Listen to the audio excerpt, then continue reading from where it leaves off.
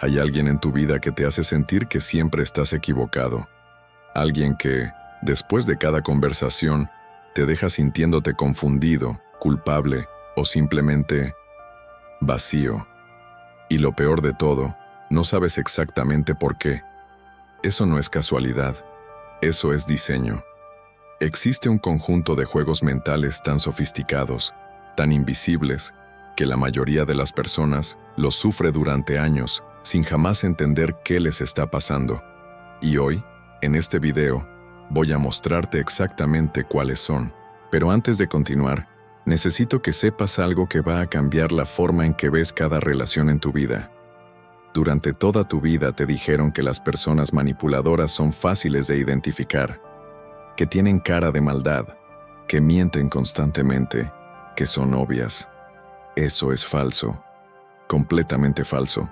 Los manipuladores más peligrosos del mundo no parecen amenazantes, parecen encantadores, parecen comprensivos, parecen las personas más razonables que has conocido, y esa es precisamente su primera arma. Porque mientras tú estás buscando al monstruo con cuernos, el peligro real ya está sentado a tu mesa, sonriéndote. Poucas pessoas percebem isso, pero la manipulación real no grita, susurra, y susurra de una forma tan elegante que terminas creyendo que lo que escuchas es tu propia voz. Lo que vas a aprender en los próximos minutos no lo vas a encontrar en libros de autoayuda. No es teoría, no es psicología académica fría. Es el mapa exacto de cómo funciona la mente de alguien que quiere controlarte. Voy a mostrarte los 7 juegos mentales que los manipuladores usan para dominarte, y al final, voy a revelarte algo sobre el 7º juego que muy pocas personas logran ver a tiempo. Algo que, una vez que lo veas, no podrás dejar de verlo en todas partes. Pero primero, necesito que entiendas algo fundamental sobre cómo funciona el control psicológico.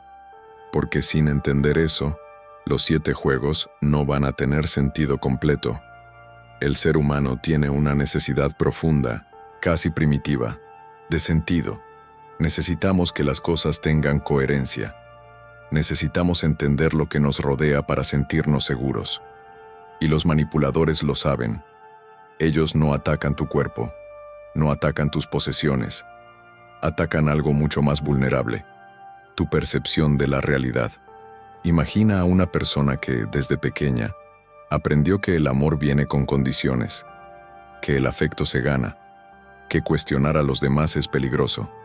Esa persona crece con un mapa mental lleno de puntos ciegos, y los manipuladores son expertos en encontrar esos puntos ciegos, no porque sean genios del mal, sino porque ellos mismos fueron moldeados por el mismo sistema, solo que, en algún momento, decidieron usarlo a su favor en lugar de seguir siendo víctimas de él. Pero esto no es ni la parte más importante. Lo más importante es que esos juegos mentales que utilizan siguen patrones exactos, predecibles, repetibles. Y una vez que conoces el patrón, el juego se termina. Empecemos. Hay una frase que los manipuladores usan más que cualquier otra, y casi nadie la reconoce como lo que realmente es. La frase es esta: eso no fue lo que pasó. Parece inocente, parece solo un desacuerdo, pero cuando se repite sistemáticamente, tiene un efecto devastador. Te hace dudar de tu propia memoria, de tu propia percepción, te hace depender de la versión del otro para entender lo que viviste. Esto tiene un nombre.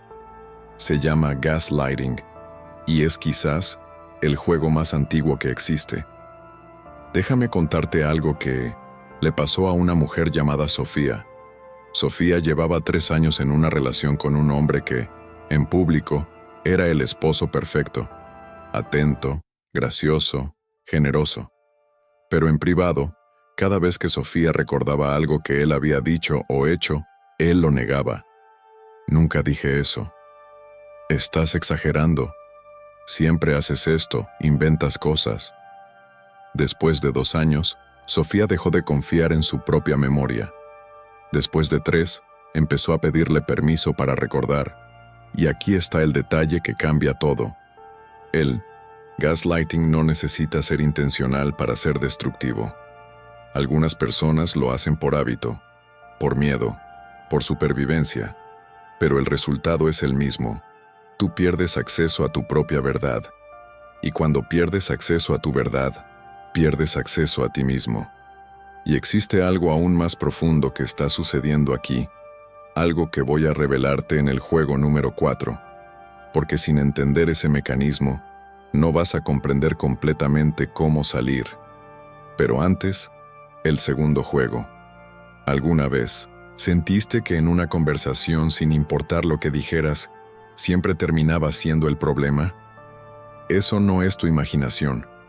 Los manipuladores tienen una habilidad extraordinaria para lo que yo llamo mover el termómetro. Es decir, cada vez que tú señalas un comportamiento inaceptable, ellos señalan algo tuyo, real o inventado, para desviar la atención. Tú dices, me duele cuando me ignoras. Ellos responden, y a mí me duele cuando eres tan sensible. ¿Ves lo que pasó? Tu dolor fue anulado. Tu queja fue convertida en tu defecto, y ahora tú estás defendiéndote de algo completamente diferente. Esto se llama DARBO, Deny, Attack, Reverse Victim and Offender, negar, atacar, invertir los roles de víctima y agresor. Es una danza de 3 pasos que los manipuladores ejecutan casi sin pensar. Y lo más aterrador no es que funcione. Lo más aterrador es que funciona incluso cuando tú ya sabes qué está pasando. Porque cuando estás emocionalmente involucrado, tu cerebro entra en modo de supervivencia. Y en modo de supervivencia, lo primero que sale por la ventana es la lógica. Pocas personas perciben eso. Pero el cerebro en estado de estrés emocional intenso toma decisiones como si estuviera huyendo de un depredador, no como si estuviera teniendo una conversación. Los manipuladores no necesitan tener razón, solo necesitan que tú estés lo suficientemente perturbado como para no poder pensar con claridad. Pero hay algo más que va más allá del darbo, un patrón de comportamiento que opera en las sombras, silencioso, y que voy a mostrarte en el tercer juego. Este juego no tiene prisa. Es lento, es paciente y es devastadoramente efectivo. Se trata de cortar poco a poco los lazos que te conectan con el mundo exterior. No de manera brutal, no de un solo golpe, sino de la misma forma en que se erosiona una roca, gota a gota, día a día. El manipulador no te dice, deja a tus amigos. Te dice, ¿no notaste cómo te miraba esa amiga tuya? Creo que no te quiere. Bien. No te dice, no vayas a ver a tu familia. Te dice, cada vez que vuelves de casa de tu madre, estás diferente, más fría, más distante. Y tú, que buscas armonía, que buscas amor, que quieres que todo esté bien, empiezas a ver a tus amigos menos. Empiezas a poner distancia con tu familia, sin darte cuenta de que estás construyendo tu propia prisión, pieza a pieza, ladrillo a ladrillo. Y cuando el aislamiento es completo, cuando ya no hay nadie más que pueda darte una perspectiva externa, el manipulador tiene el control absoluto sobre tu realidad, porque tú ya solo tienes una fuente de información sobre quién eres, él, y lo que viene después de eso sorprende a la mayoría. Porque el aislamiento no es el objetivo final, es la preparación para el cuarto juego, el más sofisticado de todos. Aquí está la revelación que prometí desde el principio, el juego más invisible, el más profundo. Después del aislamiento, cuando tú ya no tienes acceso a otras perspectivas, el manipulador comienza a prestarte una identidad, es decir, te dice quién eres. No de forma obvia, no como un insulto directo. Lo hace a través de observaciones pequeñas, constantes, acumulativas. Tú siempre has sido así de inseguro. Es que eres muy emocional, yo te conozco. Contigo siempre pasa lo mismo. Y tú, que ya no tienes a nadie más que te devuelva un reflejo diferente, empiezas a creerlo. Empiezas a identificarte con esa imagen. Empiezas a decir, Es que yo soy así. Pero no eres así. Nunca fuiste así. Lo que pasó es que alguien dibujó una jaula alrededor de ti y te convenció de que era tu forma natural. Machiavelli escribió en El Príncipe algo que la mayoría pasa por alto. El que no es poderoso no puede ser bueno. Y lo que él entendía es que la primera condición del poder es el autoconocimiento. Cuando te prestan una identidad falsa, te roban el poder de conocerte a ti mismo. Y sin conocerte, eres fácil de gobernar. Pero existe algo todavía más profundo sucediendo en este punto del proceso. Y aquí está el detalle que cambia todo. El préstamo de identidad solo funciona si tú aceptas el trato inconscientemente. Y lo aceptas porque satisface algo. Una necesidad de pertenencia, un miedo al rechazo, una herida antigua que dice que necesita ser definido por alguien más para existir. El manipulador no creó esa herida, la encontró y la usó. Necesito que te detengas un momento aquí, porque lo que voy a decirte ahora va a cambiar completamente la forma en que has estado viendo este video. Hasta ahora he hablado de los manipuladores como si fueran monstruos externos, personas afuera de ti que te hacen cosas. Pero hay una verdad incómoda que la psicología lleva décadas estudiando y que casi nadie quiere escuchar. La manipulación no solo viene de afuera, también viene de adentro. Todos, sin excepción, tenemos mecanismos de defensa que distorsionan la realidad. Todos hemos, en algún momento, usado la culpa, el silencio, la exageración, la victimización, como formas de conseguir lo que necesitamos. La diferencia entre alguien que manipula ocasionalmente por miedo o dolor y alguien que manipula sistemáticamente por poder no es una diferencia de especie, es una diferencia de grado y de conciencia, porque la verdadera defensa contra la manipulación no es solo reconocerla en los demás, es reconocerla en ti mismo, es la disposición de preguntarte, ¿en qué momentos yo también muevo el termómetro? ¿En qué momentos yo también niego mi propia realidad? ¿En qué momentos yo también construyo aislamiento? Porque quien no se conoce a sí mismo, no puede protegerse. Esa es la enseñanza más antigua del poder. Continuemos con los 3 juegos finales, que son, quizás, los más peligrosos de todos. Este juego comienza con un regalo, o con un favor, o con un sacrificio. El manipulador hace algo por ti, algo real, algo que te importa. Y luego, en el momento menos esperado, ese regalo se convierte en cadena. Después de 1900, todo lo que hice por ti. Yo estuve ahí cuando nadie más estuvo, y así me lo pagas. Es el sistema de la deuda emocional, y funciona porque explota uno de los instintos más primitivos del ser humano, la reciprocidad. El cerebro humano está diseñado para sentir que debe devolver lo que recibe. Es un mecanismo evolutivo. Construyó civilizaciones, y los manipuladores lo saben mejor que cualquiera. Porque no dan sin calcular. Cada favor es una inversión. Cada sacrificio es un préstamo con intereses. Y los intereses no son dinero, son obediencia, son silencio, son la renuncia a tus propios límites. Había un hombre, llamémoslo Carlos, que tenía un socio de negocios que en los primeros años siempre tenía el gesto oportuno, el préstamo justo, el apoyo en el momento correcto. Carlos lo admiraba, lo consideraba un hermano, pero cada vez que Carlos quería tomar una decisión independiente, su socio sacaba el archivo de deudas. ¿Recuerdas cuando te presté el dinero para el negocio? ¿Recuerdas cuando te cubrí frente al cliente? Y Carlos cedía, una vez, y otra, hasta que un día se dio cuenta de que ya no tomaba ninguna decisión sin el permiso invisible de su socio. Pero esto no es ni la parte más importante. La parte más importante es la siguiente. La deuda emocional es infinita por diseño, porque nunca se puede saldar completamente.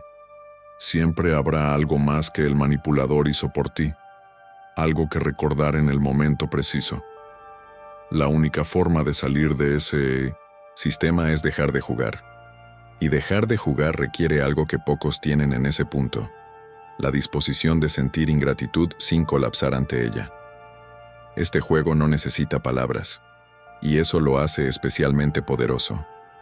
Se trata del silencio como arma, la indiferencia calculada, la frialdad deliberada. El manipulador no grita, no insulta, no amenaza, simplemente desaparece emocionalmente. Y tú, que lo notas, que sientes el vacío, empiezas a buscar lo que hiciste mal. Empiezas a revisar cada palabra que dijiste, cada gesto, cada decisión.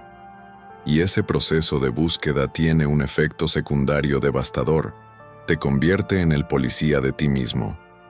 El manipulador no necesita controlarte, porque tú ya te estás controlando a ti mismo. Estás ajustando tu comportamiento, reduciendo tu libertad, anticipando sus reacciones para evitar el silencio.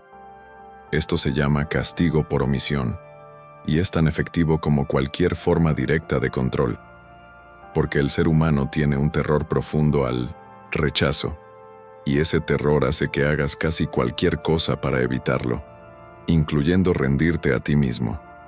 Pocas personas perciben eso, pero el silencio del manipulador no es ausencia de comunicación.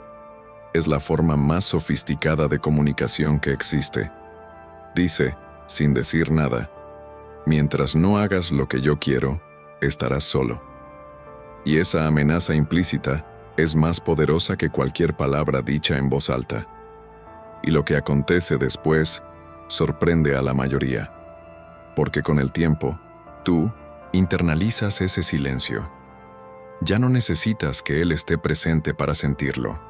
Lo llevas contigo, en tus decisiones, en tus miedos, en la voz que te dice que no hagas algo porque él no va a estar bien con eso.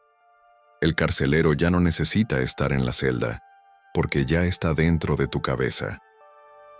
Llegamos al último juego, el más poderoso, el más difícil de ver, y es el que prometí revelar desde el principio. Este juego no lo hace el manipulador solo, lo hacemos nosotros también. Se llama el espejo roto, porque ocurre cuando usamos a otra persona como el único espejo en el que nos vemos. Cuando nuestra autoestima, nuestro valor, nuestro sentido de quiénes somos, depende completamente de la forma en que alguien más nos mira. Cuando necesitamos su aprobación para sentirnos dignos, su presencia para sentirnos completos, su amor para sentirnos reales. Y cuando ese es el estado en el que estamos, no importa lo que el manipulador haga, seguimos volviendo, seguimos justificando, seguimos creyendo que esta vez va a ser diferente, porque si él desaparece, desaparecemos con él. Eso es el espejo roto, y este es el detalle que lo cambia absolutamente todo. Los manipuladores no crean este vacío en ti, lo encuentran, y cuando lo encuentran, no lo llenan, lo explotan, porque un vacío lleno ya no puede ser controlado con promesas de llenarlo. La cura para el espejo roto no es encontrar a alguien que te mire mejor, es aprender a mirarte a ti mismo, con honestidad, con compasión, con la misma paciencia que le darías a alguien que amas.